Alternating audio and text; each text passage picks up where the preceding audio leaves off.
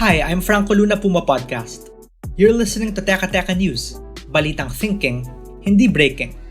In today's episode... Okay, we just got off the car here in San Pablo, Laguna. I'm standing in front of the Komikero Komiks Museum. It's pretty clear it's fashioned out of a bungalow. Pretty quaint. The front door has a poster of a comic panel. The Komikero Komiks Museum, isang kwento ni Jerry Alangilan. Of course, in the design of a comic panel. We take you on an audio tour of the Komikero Komiks Museum, which just reopened its doors in September after pandemic restrictions forced its closure in March of 2020.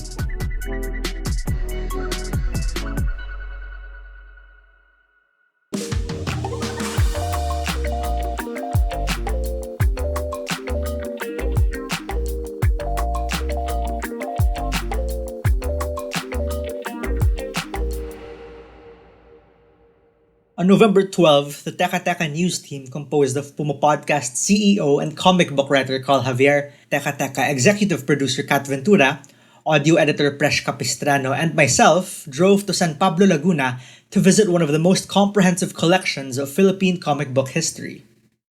So it's one room. It's part of a gallery inside the house. The gracious owners of this house provided the space for Jerry and his wife to share their collection. So we've entered the room. It's a white blank wall filled with panels. That was Kat Ventura.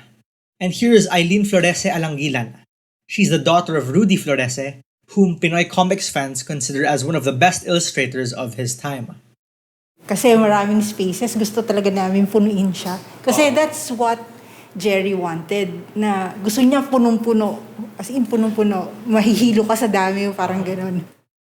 Eileen is also the curator of the Komikero Museum, which she built with her husband, Doroteo Gerardo Alangilan Jr. Let's walk to the other side of the room next to the door on the left. We did stop here at length and we asked about... There's a shelf here with a lot of comic titles. Ma'am Eileen told us that a lot of these were lent to the museum by Comiket because the idea really here was to put up a comic nook where visitors of the museum are allowed to really pick up titles and read as long as they want. She said that was really part of the vision of Jerry in putting up the museum, which was really to share the joy of comic books with younger people.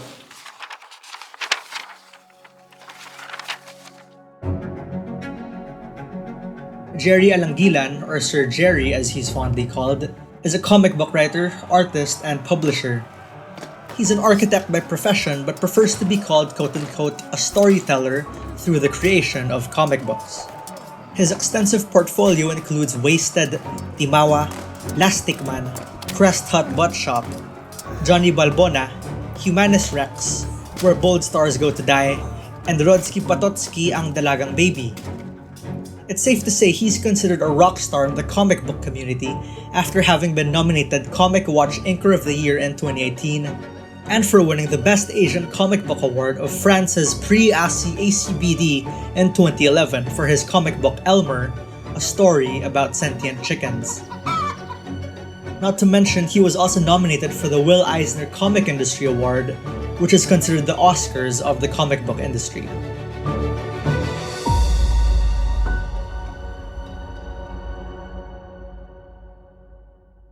But non-comic book fans might know Jerry better by his Hey Baby face that went viral on YouTube.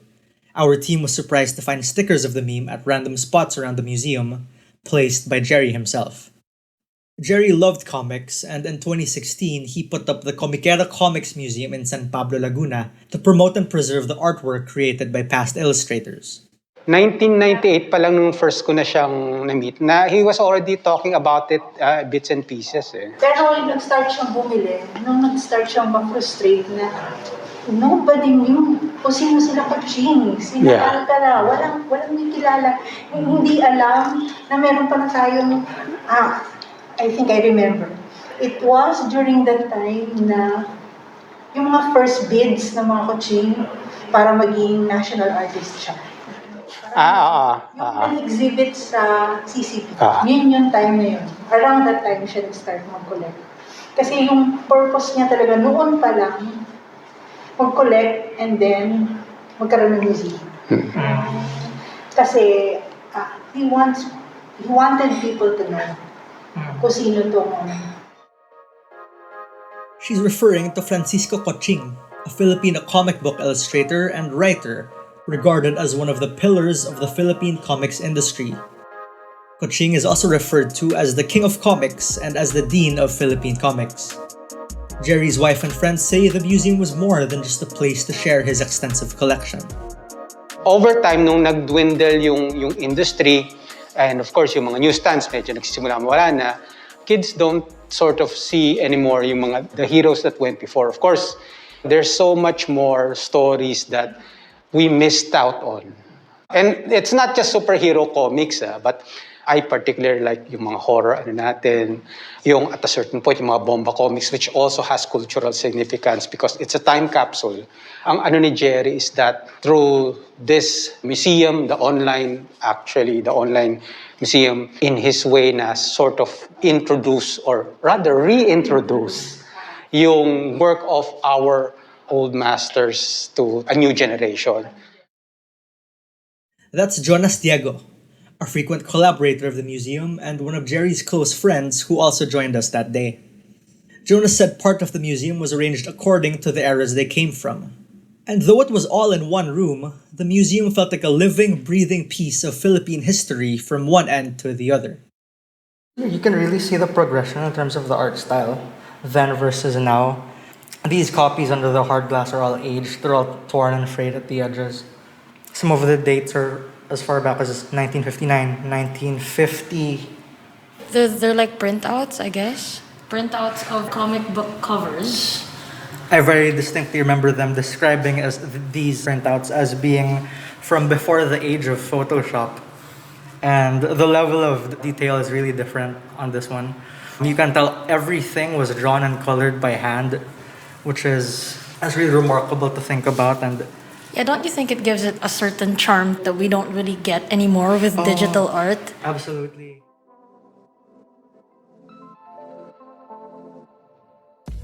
It was a mix of prints from the past and present. It had the original art of Sulyap sa Bahay ni Kenkoy, all full 5 pages of the comic book from the 60s. Here's Kat Ventura. So, Sulyap sa Buhay ni Kenkoy, written by Tony Velasquez, illustrated by Rudy Florese, yung tatay ni Ma'am Eileen na kausap natin. This is a 1966 print. The original print, might I add. Makikita mo nga dito yung age, yung acid, pati kung gaano lang talaga yung artistry of it all. Wala pang digital at this time, and honestly ako, I'm just awed by it. So it says here, the story as a whole presents culturally inappropriate depictions of blacks and Chinese, which were typical of the era. We have page 1, 2, 3, 4, 5. Siguro yung size niya, if you can sort of imagine, isang A4 piece of paper na naka-horizontal. Makikita mo nga naman dito, if any of you are familiar with blackface, that's exactly what we see here. May isang word na sinabi si Ma'am Eileen and actually, yung sabi niya sa akin, ito yung tawag na sa Chinese nun. And tinuro niya. Ito yung word, nababasa mo ba? Ganito yon padre, nakaipon na si Rosing na kinikita niya kay Beho. Much like the gutters in between panels that make comic books what they are, the framed sepia pages of Sulyap sa Bahay ni Kenkoy were at the center of the room facing the door. It's the first thing you see when entering the museum. From afar, you could tell it was blackface, and even like the facial features, they look quite flamboyant, the drawing style. And I guess the messaging there is very, very deliberate, even in the art style. If we're talking about racism, particularly racism in the Philippines, it's very telling of how Filipinos look at other races, even here, even in Asia. The title card accompanying the exhibit read, "This is part of our history which we should not close our eyes upon," to give us a perspective of how much more enlightened we are today, and perhaps allow us to be much more enlightened in the future. This is how Jonas and Eileen described that piece to us.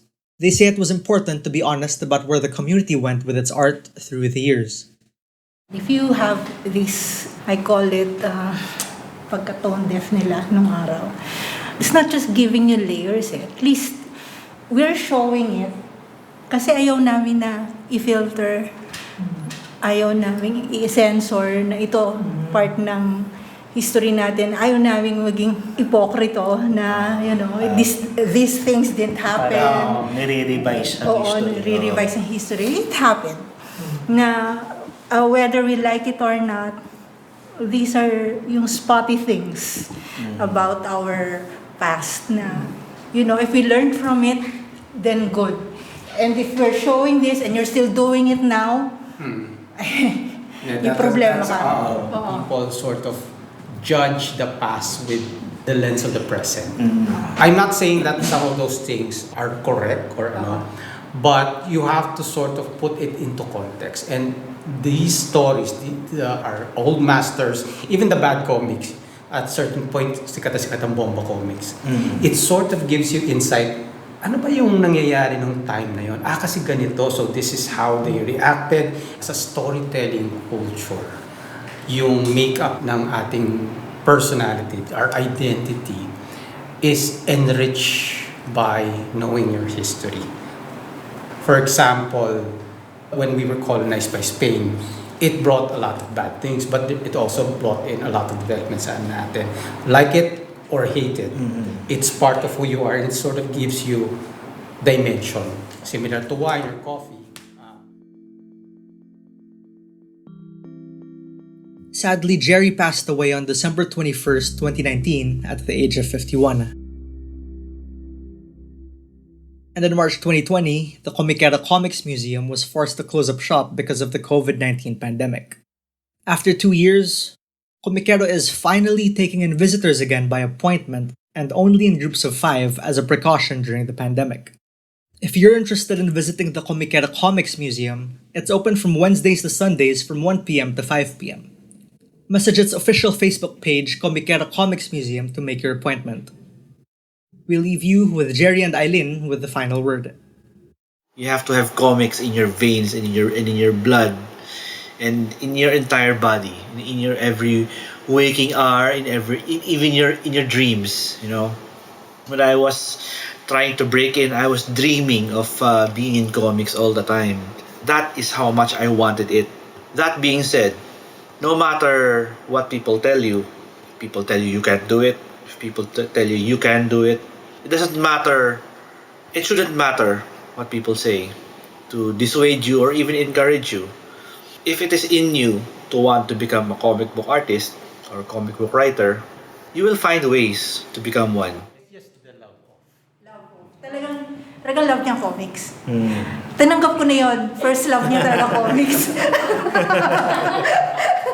So, whether history niya, whether yung pinag-uusapan nga namin kanina na meron pang mga bata na gumagawa, he's very happy. He was very happy about that.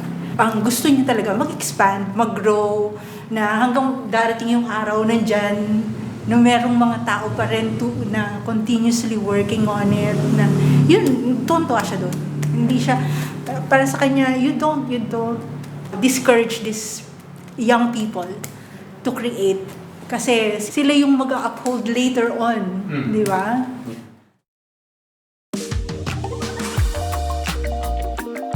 And that was today's episode of Teka Teka. Again, I'm Franco Luna. This episode was written by myself and Kat Ventura. It was edited by Presh Capistrano and produced also by Kat Ventura. We also want to offer a very special thanks to Eileen Florese Alangilan, Jonas Diego, Jason Torres, and Carl Javier. If you like this episode, share it with a friend or two. And of course, don't forget to follow Teka Teka and PumaPodcast wherever you listen. At para sa mga mahilig manood sa YouTube, PumaPodcast na rin po kami doon. Just search PumaPodcast and subscribe to our channel. Thanks for listening.